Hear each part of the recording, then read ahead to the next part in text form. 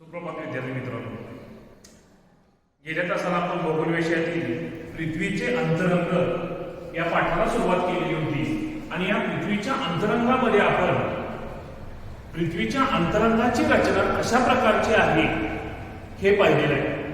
मुलांनो, प्रत्यक्ष आपल्याला पृथ्वीच्या केंद्रापर्यंत जाता आलेलं नाही.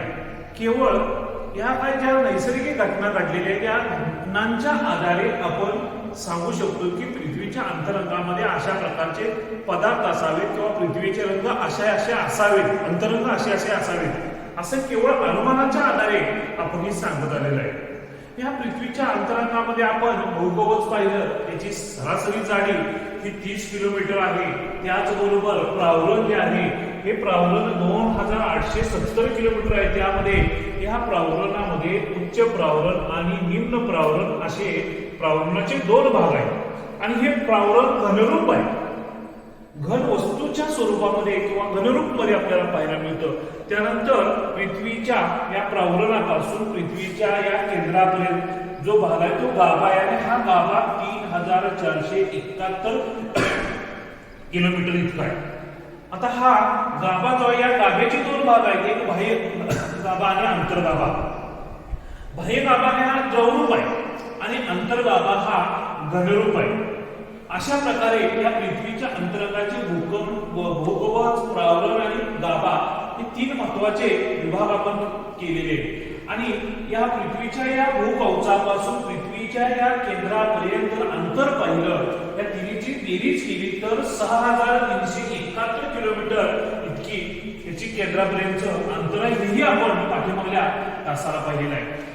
आता आजच्या तासाला आपण भूकवच, प्रावरण आणि गाभा याविषयी सविस्तर अशी माहिती पाहणार आहोत. विद्यार्थी मित्रांनो, पृथ्वीचा सर्वात वरचा जो भाग आहे हा भूकवचाचा, हा घनरूप आहे आणि तो भूकवच म्हणून ओळखला जातो. आता भूकवचाची जाडी मी तुम्हाला मागायला सांगितली की भूकवचाची जाडी इथं 30 किलोमीटर आहे. पण या ठिकाणी जरी सरासरी 30 किलोमीटर आहे, सर्वत्र ही जाडी सारखी नाही. सरासरी जाडी ही 30 ते 35 किलोमीटर मानली जाते. आता भूकवचातील जे खंड आहे, हा खंड आहे, हा जो भाग दिसतोय हा खंड आहे, म्हणजे 29% जमीन असणारा हा खंडीय भाग आहे. आणि हा सगळा जो आपल्याला निळा दिसतोय हा पाण्याचा म्हणजे महासागरीय भाग आहे. तर या भूकवचाची खंडाखालची जाडी 16 ते 45 किलोमीटरच्या दरम्यान आहे. तर भूकवचाची ही जाडी पर्वत श्रेणीच्या या ठिकाणी असणारा भूकवच जे आहे किंवा भूखंड आहे, या भूखंडावरती असणारे पर्वत जे आहेत, या पर्वत श्रेणीची जर जाडी पाहिली तर ती 40 किलोमीटर पेक्षा जास्त आढळून येते. तर या ठिकाणी असणारा 71% असणारा महासागरीय भाग किंवा सागरपृष्ठ जे आहे, या सागरपृष्ठाखाली ही जाडी 10 किलोमीटर पेक्षा आपल्याला कमी असलेली आढळून येते. यासाठी आपल्याला या 2 नंबरच्या पाठामध्ये आकृती क्रमांक 2.1 आणि आकृती क्रमांक 2.2 जर पाहिल्या तर आपल्याला याची सगळी व्यवस्थित माहिती पाहायला मिळते. आपल्याला माहिती आहे भूपृष्ठाखाली जसं आपल्याला आपण खोल जाऊ तसं अंतर्गत भागात जे आहे तापमान हे वाढत जातं आणि भूपृष्ठाखाली तापमानामध्ये प्रचंड वाढ होत जाते. त्यानंतर आपण प्रावरणात त्यावेळेस येतो, पण प्रावरणामध्ये तापमान वाढीच्या प्रमाणामध्ये थोडीशी घट होते आणि पुन्हा गाभा क्षेत्रामध्ये या तापमानामध्ये परत वाढ होत जाते. पृथ्वीच्या केंद्रस्थानी या ठिकाणी जर पाहिलं तर या पृथ्वीच्या केंद्रस्थानी जर तापमान पाहिलं तर 5500 अंश सेल्सिअस ते 6000 अंश सेल्सिअस इतकं तापमान आहे. बघा, उन्हाळ्यामध्ये आपल्याला 40, 42, 45 पर्यंत तापमान गेलं तर आपल्या शरीराची लाही होते, आपल्याला इतकं प्रचंड गरम होतं. आणि इथं तर म्हटलेलं आहे 5500 अंश सेल्सिअस ते 6000 अंश सेल्सिअस. म्हणजे आपण जर एवढ्या जाडीचा लोखंडाचा गोळा घेतला आणि तिथं ठेवला तर क्षणामध्ये त्याची काय होणार आहे, वाफ होणार आहे. इतकं त्या ठिकाणी टेम्परेचर किंवा तापमान आपल्याला असलेलं दिसून येतं. भूकवच हे प्रावरण आणि गाभा यांच्या तुलनेनं अतिशय कमी जाडीचं आहे. या ठिकाणी आपल्याला दिसतंय सरासरी 30 किलोमीटर, 35 30 ते 35, पण इथं सरासरी आपण 30 धरलेलं आहे. आणि या प्रावरणाची पाहिली तर 2870 आणि गाभेची पाहिली तर 3471. या प्रावरण आणि गाभेच्या तुलनेमध्ये भूकवच आपलं अतिशय कमी जाडीचं असलेलं दिसून येतं. आणि या भूकवचाचे दोन भाग पडतात, एक खंडीय कवच आणि दुसरं महासागरीय कवच. आता खंडीय कवच जर पाहिलं तर भूखंड प्रामुख्याने म्हणजे खंडीय कवच ही आपण पाहिलं आणि महासागरीय कवच ही आहे. आता खंडीय कवच पाहत असताना या ठिकाणी खंडीय कवच आणि महासागरीय. आता खंडीय कवच पाहत असताना या मध्ये प्रामुख्याने सिलिका हे सिलिकॉन या मूलद्रव्याचं संयोग आहे, तुम्हाला विज्ञानमध्ये झालेलं असेल. आणि ॲल्युमिनियम या दोन मूलद्रव्यापासून हे खंडीय भूकवच बनलेलं आहे. आणि यामुळे या थराला पूर्वी सियार असं म्हटलं जातं. सिलिका आणि मॅग्नेशियम ॲल्युमिनियम यांचं बनलेलं आहे आणि त्यामुळे याला सियार असं म्हटलं जातं. भूखंडीय कवचाची घनता जर पाहिली तर 2.65 ते 2.90 ग्रॅम घन सेंटीमीटर, प्रत्येक घन सेंटीमीटरला या ठिकाणी असणाऱ्या पदार्थाची जर घनता पाहिली तर 2.65 ते 2.90 ग्रॅम इतकी प्रति घन सेंटीमीटरला त्याची घनता आहे. खंडीय कवचाची सरासरी जाडी सुमारे 30 किलोमीटर आहे हे सांगितलेलं आहे. आणि या खडामध्ये प्रामुख्यानं ग्रॅनाइट खडक आपल्याला आढळून येतात. त्यानंतर दुसरा आहे महासागरीय कवच. आता ह्या महासागरीय कवचामध्ये जर पाहिलं तर हा भूकवचाचा दुसरा थर आहे आणि हा थर सिलिका आणि मॅग्नेशियम. मगाशी खंडीय कवच कसं सिलिका आणि ॲल्युमिनियम, महासागरीय कवच कसं आहे सिलिका आणि मॅग्नेशियम यांच्या संयोगाने बनलेलं आहे. याला सायमाचं पूर्वी म्हटलं जायचं. आणि या थराची जाडी आपण मगाशी पाहिजे की महासागरीय कवचाची जाडी ही खंडीय किंवा खंडापेक्षा कमी 10 किलोमीटर पेक्षा कमी आहे. तो 7 ते 10 किलोमीटर इतका आहे. आणि महासागरीय कवचाची घनता दर घन सेंटीमीटरला 2.9 ग्रॅम ते 3.3 ग्रॅम इतकी आहे. या थरामध्ये बेसाल्ट आणि गॅब्रो नावाचे खडक जे आहेत ते खडक आपल्याला दिसून येतात किंवा आढळून येतात. आता पृथ्वीच्या अंतराळातील जे थर आहे या अंतराळातील विविध थरांमध्ये असणारी मूलद्रव्ये.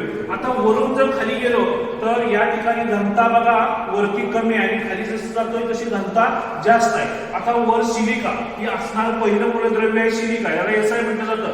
त्याचं संज्ञा ॲल्युमिनियमला Al म्हटलं जातं, सिलिकॉनला Si म्हटलं जातं, मॅग्नेशियमला Mg म्हटलं जातं, निकेल Ni आणि आयर्न फेरस याला म्हटलं जातं. अशा प्रकारे ही पृथ्वीच्या अंतरांगामध्ये असणारी विविध थर आहेत. या थरामधली ही मूलद्रव्य आहेत. खंडीय कवच आणि महासागरीय कवच यांच्या घनतेमध्ये विलग आणि हे कॉनरॅड या शास्त्रज्ञानं शोधून काढलेलं आहे. म्हणजे या दोन्ही खंडाच्या आणि महासागराच्या घनतेमध्ये फरक आहे किंवा या घनतेमध्ये विलगता आहे, वेगळेपण आहे. हे कॉनरॅड या शास्त्रज्ञानं शोधून काढलं म्हणून या विलगतेला कॉनरॅडची विलगता असं म्हटलं जातं. भूकवच आणि प्रावरण यांच्यामध्ये विलगता हे ज्या शास्त्रज्ञानं शोधून काढलं त्याचं नाव आहे मोहो फिशिक नावाचा हा शास्त्रज्ञ आहे. त्यामुळे या विलगतेला मोहो विलगता असं म्हटलं जातं. प्रावरण आणि गाभा यांच्यामध्ये विलगता आणि गटेनबर्ग या शास्त्रज्ञानं ही विलगता शोधून काढली म्हणून त्या विलगतेला गटेनबर्ग विलगता असं म्हटलं जातं. आता हा झाला भूकवचाचा भाग. आता यानंतर प्रावरणाचा जे 2870 किलोमीटर जाडीचं किंवा किलोमीटर लांबीचं हे प्रावरण आहे. या प्रावरणामध्ये दोन प्रकार आहेत, एक उच्च प्रावरण आणि दुसरं निम्न प्रावरण आहे. आता हे प्रावरण सगळं कसं आहे घन स्वरूपात आहे, घन वस्तूच्या स्वरूपामध्ये आहे. भूकवचाखालील प्रावरणाचे थर आढळतात आणि प्रावरणाचे उच्च प्रावरण आणि निम्न प्रावरण असे दोन विभाग आहेत. आणि उच्च प्रावरण हे जास्त प्रभाव आहे. याच भागात शिलारसकोटी आढळून येते ज्यामधून ज्वालामुखीच्या उद्रेकादरम्यान हा शिलारस भूपृष्ठावरती येत असतो.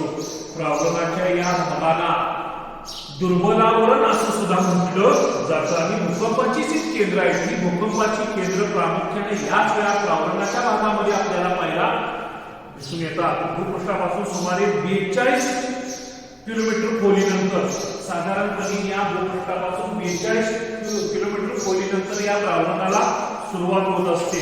आणि प्रावरणातील अंतर्गत किंवा अंतर्गत शक्तीमुळे होणाऱ्या हालचालीमधून भूपृष्ठावरती पर्वत निर्मिती, द्रोणी निर्मिती किंवा ज्वालामुखी, भूकंप या ज्या काही पृथ्वीच्या अंतराळातील काही घटना आहेत, त्या घटनांमुळे ह्या गोष्टी आपल्याला पाहायला मिळतात किंवा दिसून येत असतात. आता या भागामध्ये साधारणपणे 2400 म्हणजे प्रावरणाच्या इथून 2400 किलोमीटर पर्यंत ते 2900 किलोमीटर पर्यंत म्हणजे 2870 शेवट होते. म्हणजे इथून साधारणपणे इथून इथपर्यंत हा भाग जर पाहिला तर इथून 2400 ते 2900 किलोमीटर खोलीपर्यंत तापमान हे 2200 अंश सेल्सिअस ते 2500 अंश सेल्सिअस म्हणजे इथून 2400 ते 2900 म्हणजे इथून साधारण इथपर्यंत जर पाहिलं तर तापमान 2200 अंश सेल्सिअस ते 2500 अंश सेल्सिअस पर्यंत आढळतं. आणि तिथल्या रेखांच्या रचनेमध्ये आणि घनतेमध्ये एकाएकी बदल होत जातो. आणि प्रावरणाची खोली ही 2870 किलोमीटर इतकी असावी असा शास्त्रज्ञांनी अंदाज केलेला. आता इथं काही पण प्रत्यक्ष ही खोली किंवा जाडी मोजाई कोण केलेली नाही. केवळ अनुमानाच्या आधारे आपण शास्त्रज्ञांचं म्हणणं आहे की 2870 किलोमीटर इतकी जाडी असावी.